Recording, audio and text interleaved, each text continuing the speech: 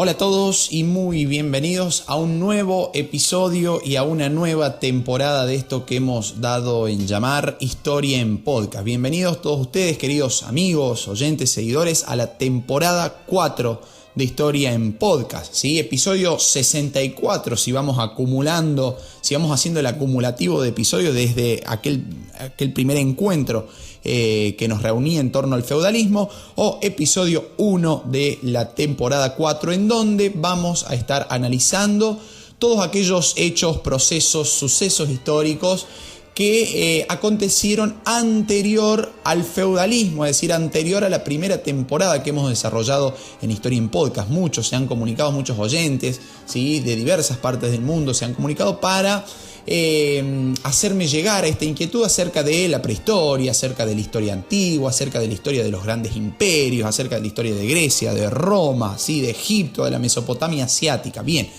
he tenido en cuenta esa serie de pedidos. Igualmente han llegado muchísimos más, que avanzaremos en eso en próximas temporadas. Es una deuda pendiente, pero en esta temporada 4 vamos a estar analizando desde la prehistoria hasta la caída del Imperio Romano de Occidente, es decir, desde el origen del hombre prácticamente hasta el año 476 después de Cristo. Así que sean todos muy bienvenidos a este primer episodio de la temporada 4, que se ha hecho esperar un poquito, pero finalmente aquí estamos. Bien, antes de largar ya con el episodio de lleno, digamos, un pequeñísimo agradecimiento, como siempre hago en Historia en Podcast, para quien me ha diseñado la cortinita musical de esta cuarta temporada. En este caso ha sido mi hermano, profesor de música, él egresado del Conservatorio Héctor Paniza de la localidad de Laguna Larga, provincia de Córdoba.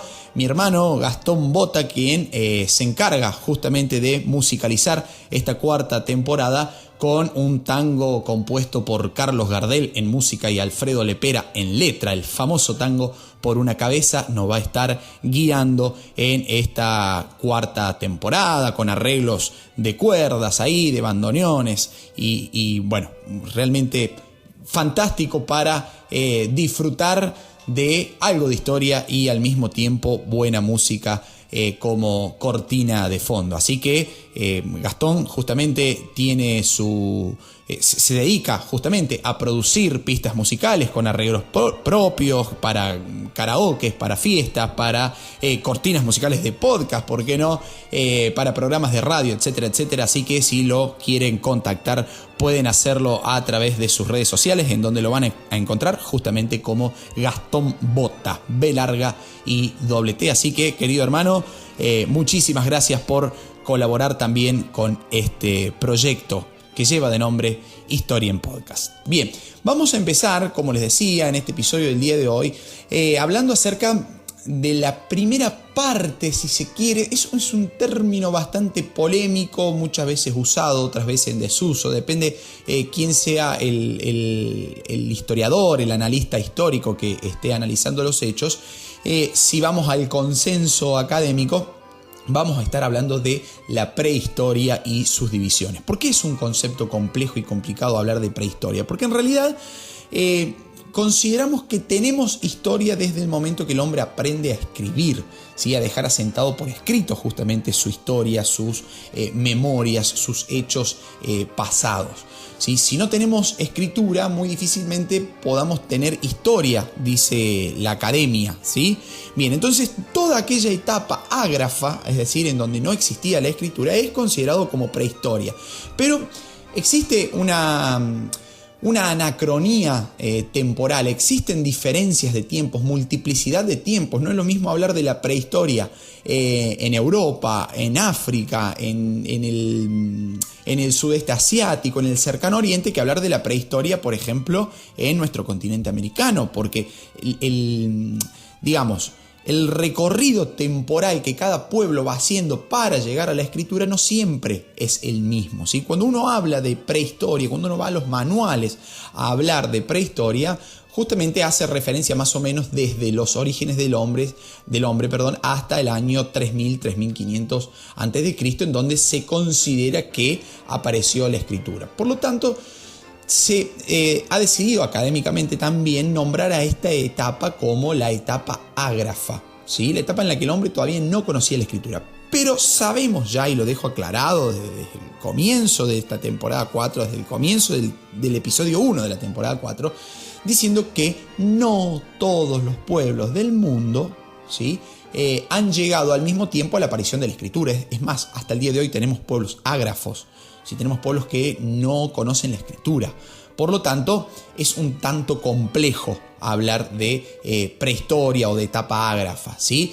Nosotros vamos a tomar justamente el consenso académico acerca del cual establece en el año 3000-3500 el fin de la etapa ágrafa, es decir, el periodo de tiempo que va desde el origen del hombre hasta el comienzo o hasta el descubrimiento, si se quiere, la aparición de la escritura. Y acá nos viene a proponer un segundo problema, que es la cuestión del origen, ¿sí? Marc Bloch, un célebre historiador del siglo XX, decía: al hombre le preocupa siempre el problema de sus orígenes.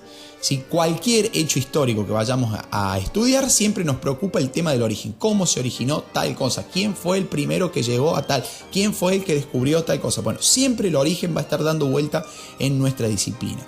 Y cuando hablamos del origen del hombre, tenemos cierta complicación, porque mientras más lejos nos vayamos en el tiempo, más difícil es de explicar el origen, más difícil es encontrar fuentes que avalen una teoría, ¿sí? Entonces, científicamente existe un acuerdo acerca del llamado proceso de hominización, es decir, aquel proceso en donde dentro del reino animal, ¿sí?, una rama de lo que vendría a ser, para explicarlo en palabras burdas, así todos me entienden, una rama emparentada con el mono termina evolucionando hasta dar origen a el hombre actual, ¿sí? Eso es el proceso de hominización. Recordarán ustedes quizás haberlo estudiado en su educación secundaria cuando hablamos de el Australopithecus, cuando hablamos del Homo habilis, cuando hablamos del Homo erectus, cuando hablamos del Homo sapiens. Y por último, en esa cadena evolutiva, en ese proceso de hominización, el Homo sapiens sapiens. No nos vamos a meter en analizar cada una de las características de estos eslabones del proceso de hominización, ¿sí? Simplemente nos va a interesar ya el Homo sapiens sapiens como tal, el origen del hombre actual, digamos, ¿sí? La rama a la cual pertenecemos todos nosotros dentro de este reino animal, ¿sí? Su antecesor, el Homo sapiens, se calcula que apareció sobre la faz de la Tierra entre 150.000 y 200.000 años atrás, marcando una clarísima diferencia con su antecesor, que era el Homo erectus, que se llamaba de esa forma porque justamente comenzó a tener un andar bípedo, es decir, a caminar en dos pies, ¿sí? Por eso el Homo erectus enderezó, erectó su postura, digamos, ¿sí? Comenzó a andar erguido, de ahí su nombre, y en dos pies. Este Homo sapiens, que yo siempre les digo a mis alumnos, repítanlo muchas veces: sapiens, sapiens, sapiens, y hasta que se nos dé vuelta la palabra en la cabeza, sapiens, sapiens, sapiens, sapiens, se nos va a terminar convirtiendo en piensa, vamos a terminar diciéndolo sin querer, piensa. Entonces estamos hablando de un hombre racional, un hombre que piensa. El Homo sapiens es un hombre que piensa, presenta ya rasgos humanos, la altura, casi la capacidad craneal que tenemos los humanos hoy en día, ¿sí? Habitaban en sus orígenes, digamos, en cavernas, en cuevas, en chozas hechas con maderas y pieles, cazando, tratando de sobrevivir, mediante la caza, con armas, con piedras bastante más elaboradas, digamos, con herramientas o armas bastante más elaboradas que sus antecesores, ¿sí? Alrededor de 35.000 años atrás aparece una nueva especie que algunos dicen deriva de este Homo sapiens, que es el famoso Homo sapiens sapiens. Y si volvemos a la anécdota de los alumnos, en donde les digo, repitan muchas veces sapiens sapiens, hasta que ese sapiens sapiens en la repetición se convierte en piensa piensa, digamos, imagínense si el Homo sapiens piensa, el Homo sapiens sapiens piensa todavía el doble, ¿sí? Esta es la forma en la que trato de hacer comprender esta denominación científica a mis alumnos de segundo año de secundaria. Estamos hablando de adolescentes de 12, 13 años de edad, ¿sí? Bien, todos los seres humanos actuales pertenecemos a este grupo del Homo sapiens sapiens, que apareció hace más o menos, ¿sí? Aproximadamente 35.000 años atrás, y va a ser la primera especie de homínidos que se extendió por todo el mundo. Y nuevamente aparece aquí el problema del origen. Generalmente está consensuado que el hombre, tal como lo conocemos hoy en día, se origina en África, ¿sí? En el continente africano. Hoy hay acuerdo académico científico en torno a esto, pero el problema del origen es cómo se extendió a todo el mundo. Y acá aparecen varias teorías. Nosotros vamos a citar dos, simplemente para hacerlo más llevadero y acortarnos al tiempo que generalmente destinamos a un episodio del podcast. La primera hipótesis dice que el Homo sapiens sapiens se originó en África y desde allí comienza a emigrar al resto del mundo. Emigra primero a Asia, después a Europa, ¿sí? Tratando de desplazar a ese Homo erectus, que había sido el primer viajero en salir del continente africano, que había salido aproximadamente 1 millón de años antes, ¿sí? En lo que se conoció la primera colonización del planeta. Entonces, ahí estamos hablando de que el Homo sapiens sapiens también se origina en África y va a ser el que comienza a expandirse por toda la faz de la Tierra. Esa es una primera hipótesis. La segunda hipótesis dice que, o plantea que el Homo erectus fue evolucionando de manera o de forma independiente y simultánea en diferentes lugares del mundo, en diferentes lugares del planeta Tierra, dando lugar así, ¿sí? Simultánea e independientemente al origen, dando origen, digamos, al Homo sapiens sapiens, ¿sí? Esta teoría se la conoce como la continuidad multirregional y es la menos avalada de todas porque es muy difícil que una misma especie siga simultáneamente y de manera independiente en diferentes lugares del mundo, ¿sí? En toda la faz de la Tierra, un proceso de evolución exactamente igual e idéntico como fue el caso de análisis del origen del Homo sapiens sapiens. Todavía aún hoy no hay acuerdo entre estas hipótesis, pero sí hay algunas certezas. Por ejemplo, que el Homo sapiens sapiens fue el primer ser humano en llegar a América y a Australia. Estamos hablando de una teoría que lleva el nombre de poblamiento tardío, porque va a tardar muchísimos años. Imagínense recorrer las diferentes longitudes del mundo a pie, ¿sí? Bueno, eso va a llevar a que justamente este poblamiento tardío existan zonas en donde el poblamiento llegó de manera tardía y de allí su nombre. Por ejemplo, el continente americano o Australia, la propia Australia, ¿sí? Bien. Esto es, digamos, tenemos planteado ya el origen del hombre. Hay teorías religiosas, existe la teoría, no sé, del Popol Vuh, existe la teoría católica, cristiana, digamos, ¿sí? Con el Génesis, con la Biblia. Tenemos teorías el mito del origen del hombre, digamos, de la etnia tupí guaraní, por ejemplo, ¿sí? Hay muchísimas teorías religiosas acerca del origen del hombre. Obviamente aquí nos vamos a estar basando y tocando teorías que tengan algún tipo de sustento científico. Ahora bien, ya con el hombre originado, digamos, nos vamos a meter en lo que se considera esta etapa ágrafa, esta prehistoria, ¿sí? En donde el hombre en su conjunto, podemos decir, no conocía la escritura. Una vez que la escritura se conoció al menos por un grupo humano, ya comenzamos a hablar de la etapa histórica, ¿sí? No importa si quedan grupos que todavía no han conocido la escritura, digamos.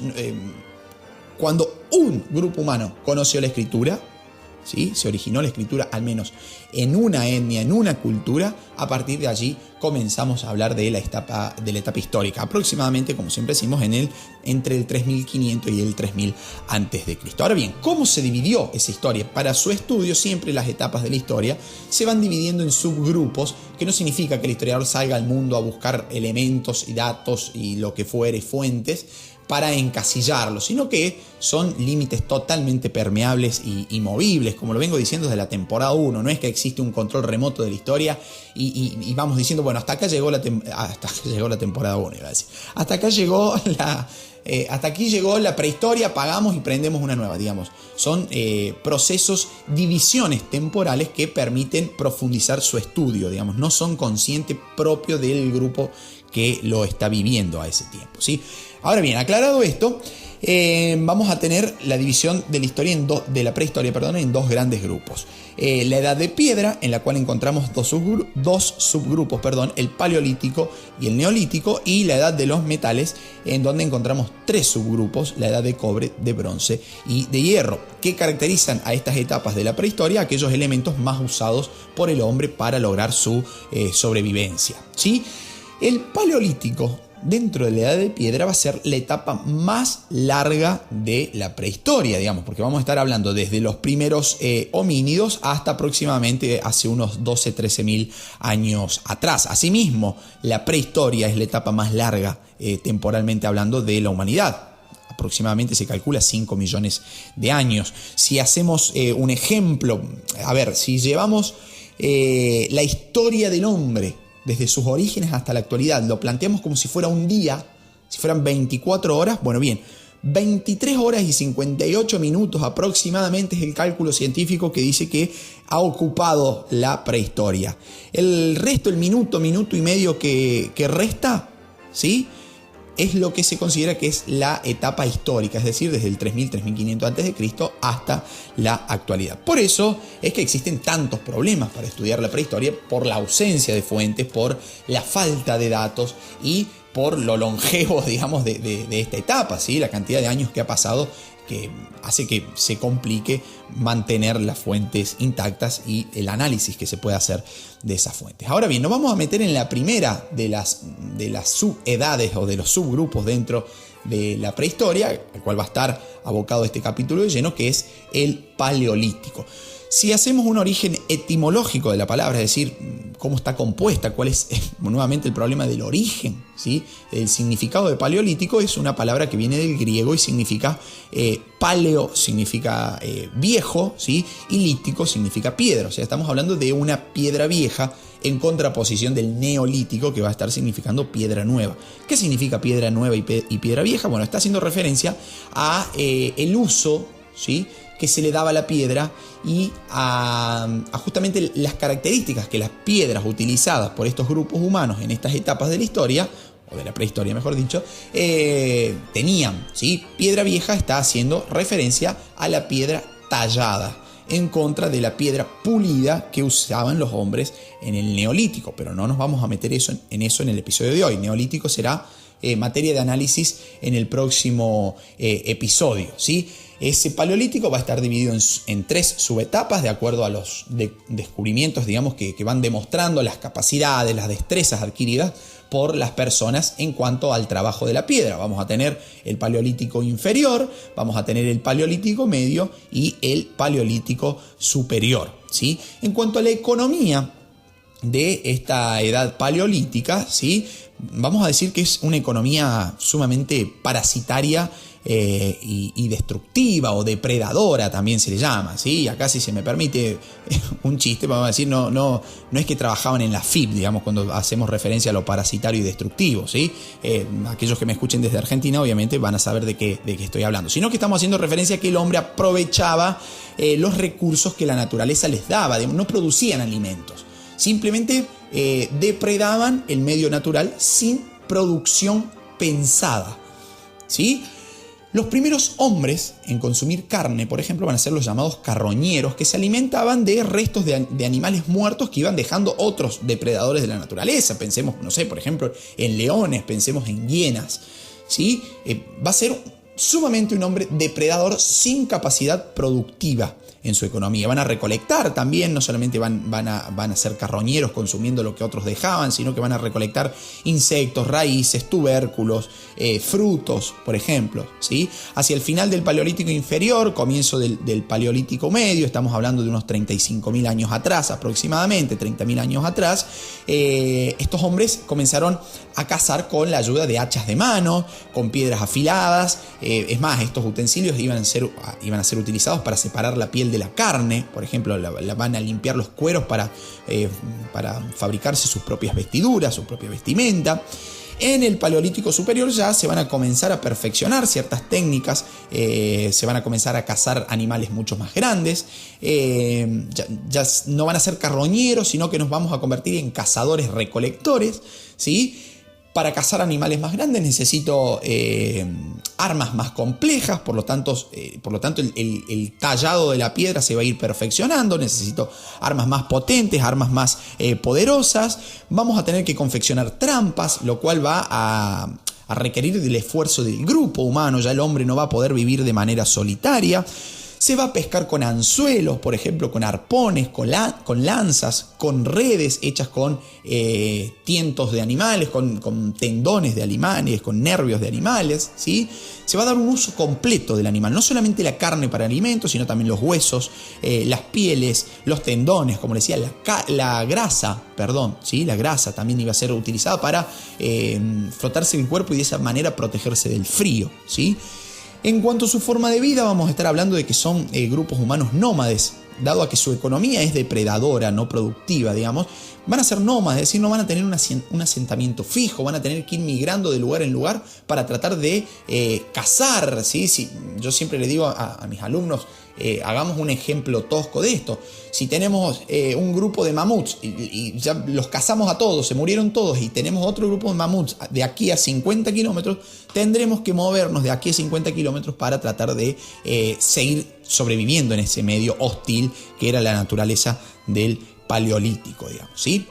Entonces, justamente el hombre no va a tener un asentamiento fijo, va a ir migrando de lugar en lugar para tratar de ir satisfaciendo sus necesidades personales. En cuanto a las formas de organización, vamos a decir en primera instancia que el hombre va a tener la necesidad de juntarse, de organizarse, de agruparse, debido a que existe un miedo hacia el afuera, ¿sí? El miedo del hombre en el Paleolítico va a estar puesto hacia el afuera. Algo diferente a lo que está en la actualidad, digamos, si bien tenemos el miedo hacia el afuera, la inseguridad, los secuestros, los robos, etcétera, etcétera, el afuera siempre es un medio hostil, también tenemos el miedo hacia el adentro, la subjetividad, la psicología, el rol de la mente. Bueno, en el Paleolítico existe el miedo hacia el afuera, eso lleva a la necesidad de juntarse. Hoy en día podemos decir que además de la necesidad de vivir en sociedad, tenemos la necesidad, algunos por ejemplo, de ir, de hacer terapia, ¿sí? De hablar de nuestros problemas internos. Bueno, eso el hombre del Paleolítico no lo tenía. El miedo existía solamente hacia el afuera, digamos, ¿sí? Entonces la naturaleza era respetada, era temida, y de allí surge la necesidad de agruparse. Esos primeros agrupamientos van a ser las famosas bandas u hordas. Digamos, estas primeras bandas u hordas van a ser pequeños grupos, debido a que había problemas para conseguir alimentos si teníamos un grupo numeroso. Entonces el grupo tiene que ser pequeño acorde a la capacidad de conseguir alimentos que ese grupo tenga, ¿sí? Esas hordas posiblemente se cree, se piensa, de acuerdo a las fuentes que se pueden llegar, a las escasas fuentes que se pueden llegar a analizar del momento, que posiblemente competían entre sí por territorios de caza y por territorios de recolección. Recordemos, el hombre no producía sus alimentos, por eso le llamamos una economía parasitaria, destructiva o depredadora, digamos, ¿sí? Esas hordas también van a tener una división del territorio, una división del trabajo por sexo, digamos. Vamos a tener, nosotros en esos momentos de la historia se llamaba por sexo, hoy podemos complejizar eso y decir por género, digamos, ¿no? Pero bueno, en los análisis antropológicos que se hacen de esos momentos se dividían por sexo. Hoy deberíamos académicamente llamarlos por género. Hombres hacían algunas tareas, como por ejemplo la caza, y mujeres hacían otras tareas, como por ejemplo la recolección de frutas, de tubérculos, de raíces, de todos estos que hemos hablado anteriormente. Ya en el Paleolítico superior, aproximadamente entre 12 y 10.000 años atrás, aparecen, esas hordas se complejizan y aparecen los primeros clanes, que van a ser ya grupos más numerosos de personas, con mayores posibilidades de conseguir más comida, ¿sí? Estos clanes que van a estar emparentados entre sí, van a estar unidos entre sí por relaciones familiares, con un antepasado en común que muchas culturas, por ejemplo, han simbolizado en la figura de tótems, ¿sí? Cada clan tenía su tótem, el cual guiaba ceremonias, el cual se presentaba en los actos comunes o comunitarios en los que el clan debía presentarse, por ejemplo, ceremonias que van a estar guiadas por jefes, por hechiceros, por chamanes, ¿sí? Entonces la relación de familiaridad y parentesco en estos primeros grupos humanos va a ser realmente muy importante. Ahora bien, salvo los jefes o los chamanes, digamos estos hechiceros de los clanes, el resto de los integrantes del clan no tenía diferencia en cuanto a la posesión de bienes y de poder. Por lo tanto, podemos estar hablando de sociedades igualitarias. No existían las diferencias sociales dentro del clan. Obviamente la figura del líder lo vamos a encontrar en todos los grupos humanos, ¿sí? Pero el resto, el común de la gente, no existía diferencia en cuanto a la posesión de bienes o de poderes. En esta etapa de la historia va a ser cuando, por ejemplo, se descubre, podemos decir entre comillas, nuevamente ahí el problema de los orígenes, el uso del fuego. Se descubre el fuego, ¿sí? Que a mi entender, como historiador, debería decir que fue la conquista tecnológica más importante para la humanidad. Yo creo que la historia de la humanidad se dividiría, si yo fuera el encargado de hacer una división temporal de la historia, la dividiría en los diferentes usos que el fuego ha ido tomando desde su descubrimiento hasta la actualidad. Pensémoslo en lo que querramos, ¿sí? Pensémoslo, por ejemplo, en la pólvora, pensémoslo en la combustión, pensémoslo en el uso del petróleo. Pensémoslo en la revolución industrial, pensémoslo en donde querramos, el fuego siempre va a estar presente para permitir un adelanto tecnológico. Si hacemos una idea de progreso en nuestra cabeza, va a permitir adelantar un escalón siempre el uso del fuego. Imagínense el hecho de su descubrimiento. Se calcula que ha sido descubierto por el Homo erectus de manera accidental. Algunos hablan de algún tipo de accidente natural, la erupción de un volcán, un rayo, un incendio producido a través de un rayo, etcétera, etcétera. Entonces, los primeros hombres trataban de conservar el fuego prendido. De ahí, por ejemplo, el mito de Prometeo, ¿sí? Del fuego eterno, etcétera, etcétera. Que es muy interesante para analizarlo también. Se dice que el Homo erectus lo descubre, pero el Homo sapiens va a ser el que ya aprende a aprenderlo, ¿sí? Va a aprender a aprenderlo mediante técnicas de frotación, de piedras, de dos maderas entre sí, por ejemplo, ¿sí? El primer uso que se le va a dar al fuego, que se calcula que se le dio al fuego, va a ser para ahuyentar a esa naturaleza que le era hostil, ahuyentar a fieras, por ejemplo, ahuyentar a animales peligrosos. Por lo tanto, se han encontrado numerosísimos restos de fogatas primitivas, milenarias, en la entrada de cuevas. ¿Qué significa eso? Que a la entrada de la cueva se ponía una barrera natural, que era el fuego, para ahuyentar la entrada de bestias que podrían ocasionar problemas a la gente que vivía dentro de esa cueva o de esa caverna, por ejemplo, ¿sí? Después, con el paso del tiempo, el uso del fuego se va a ir perfeccionando. Ya se va a usar para cocer alimentos, para cocinar la comida, para cocinar la carne, por ejemplo, ¿sí? Para tiernizar la carne. Se cocinaba sin ollas en esos primeros momentos de nuestra historia. ¿Cómo se cocinaba sin olla? Y bueno, en algunos recipientes o en pozos se colocaban piedras candentes, piedras que habían estado ya en contacto con el fuego. Esas piedras candentes calentaban el líquido que se encontraba en ese recipiente de barro, por ejemplo, porque si poníamos la olla de barro al fuego, se nos rompían. Entonces, bueno, el hombre va a ir avanzando en esas técnicas para tratar justamente de sobrevivir al medio natural, del cual también él forma parte, digamos, ¿no? Esta disociación que muchas veces existe entre el hombre y la naturaleza. A ver, estamos hablando siempre de un combo. Después el fuego, me parece a mí esto es un análisis interesante para realizar y profundizar, digamos, no nos vamos a detener muchísimo, pero sí voy a dejar planteada la noción del uso del fuego como elemento sociabilizador, digamos, el fuego como elemento de socialización. ¿Qué quiere decir esto? Los grupos humanos primitivos comenzaron a juntarse alrededor de la fogata. Eso permitió la unión de grupos, ¿sí? Aquellos que generaban rondas de guardia alrededor del fuego en las entradas de las cavernas, va a dar origen a que el hombre comenzara a socializar en torno a la fogata. Por eso es que recordaremos, digamos, cuando hemos ido de campamentos con amigos, en nuestra escuela, en nuestra formación, no sé, dentro de la historia eclesiástica, en los campamentos de comunión, de confirmación, etcétera, etcétera, etcétera, siempre hay una fogata en la cual todos nos sentamos a compartir un momento. Eso es un uso ancestral del fuego, ¿sí? El fuego como elemento de sociabilización. Por lo tanto, podemos decir que el fuego ha sido esencial para la evolución de las sociedades humanas. No solamente el uso que se le ha dado para ahuyentar a los miedos, para ahuyentar a los elementos de la naturaleza que le pudieran hacer frente al hombre, sino también para cocinar sus alimentos, para cazar, para ahuyentar a animales, para sociabilizar, digamos. El hombre siempre ha encontrado en el fuego un recurso para el cual o con el cual ha permitido su evolución, adelantar escalones en su progreso. También estas sociedades paleolíticas van a hacer uso de la magia, del arte, ¿sí? Van a usar la magia y el arte de manera muy emparentada, muy ensimismada, si se quiere. Se van a encontrar numerosos intentos para tratar de dominar y entender la naturaleza a través de la magia y del arte.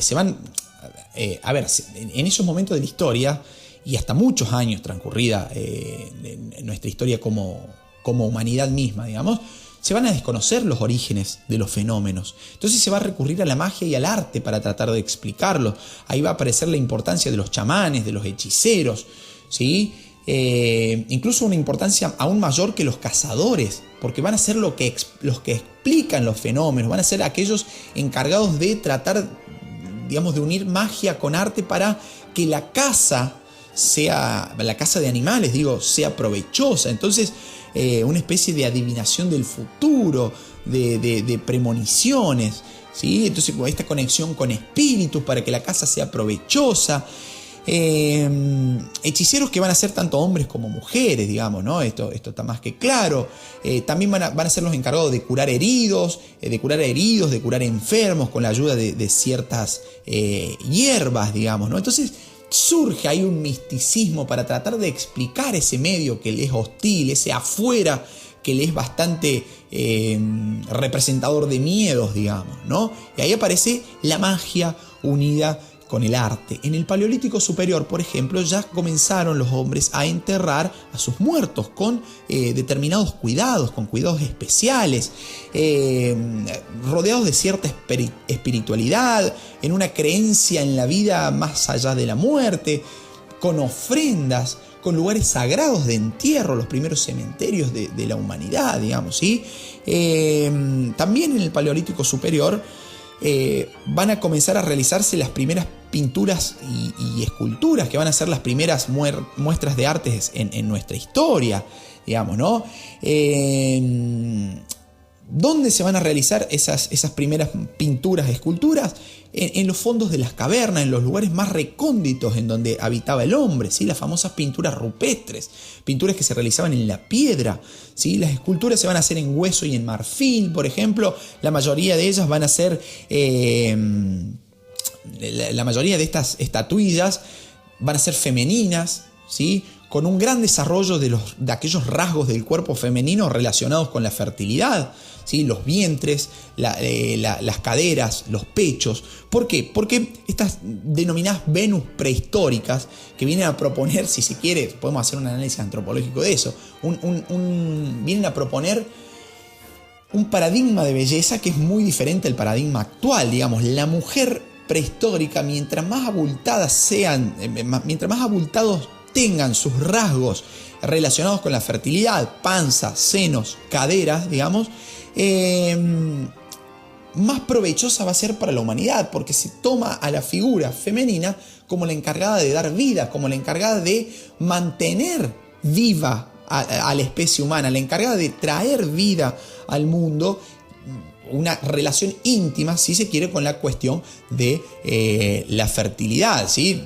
Los arqueólogos posteriores le han puesto Venus prehistóricas como nombre, haciendo referencia a la diosa Venus, diosa de la belleza y del amor, digamos, ¿no? En cuanto a las pinturas rupestres, solamente uno de los ejemplos más increíbles de las pinturas rupestres va a ser la que se encuentra en España, la famosa cueva de Altamira, que se descubrió, digamos, está mal utilizada la palabra descubrió, digamos, se va a redescubrir en el año 1879, donde hay manifestaciones artísticas realmente de un nivel magnífico para tratar de entender lo que ese hombre del Paleolítico pensaba, ¿sí? Obviamente el arte muy relacionado, las representaciones artísticas, digamos, van a tener una función mágica y religiosa. Algunos dicen que el hombre pintaba, los hechiceros, los chamanes pintaban para tratar de, en una especie de premonición, hacer que la caza de animales, fuera sumamente provechosa. Entonces, este misticismo que se genera para tratar de defenderse de ese exterior, de esa naturaleza exterior que le es tan hostil al hombre, relacionada con el arte, con las pinturas, con las esculturas, nos hacen entender cómo el hombre ha ido complejizando y confeccionando técnicas y redes de pensamiento, si se quiere, que han ido aportándole cierta complejidad y que en el progreso, que no siempre es lineal en la historia, esto hay que decirlo, en el progreso de la humanidad, en la cadena evolutiva de la humanidad, ha traído elementos nuevos, elementos que vienen a presentar cierta disrupción con el modelo anterior, elementos o procesos que vienen a plantear realmente algo nuevo. Bien amigos, hasta aquí hemos llegado con el episodio 1 de esta temporada 4 o episodio 64 en el acumulativo ya de Historia en Podcast. Espero que haya sido de su agrado. Los espero en un próximo episodio en donde trataremos justamente la etapa subsiguiente, que es la del Neolítico dentro de la etapa ágrafa o de la prehistoria. Como siempre, mis redes sociales me pueden encontrar en Instagram como Historia en Podcast, en donde estamos constantemente subiendo contenido de calidad para tratar de complejizar aquellos procesos que vamos estudiando y que vamos repasando aquí en nuestro podcast. Muy bien amigos, hasta un próximo episodio. Ha sido, como siempre digo, un placer. Chao, muchas gracias.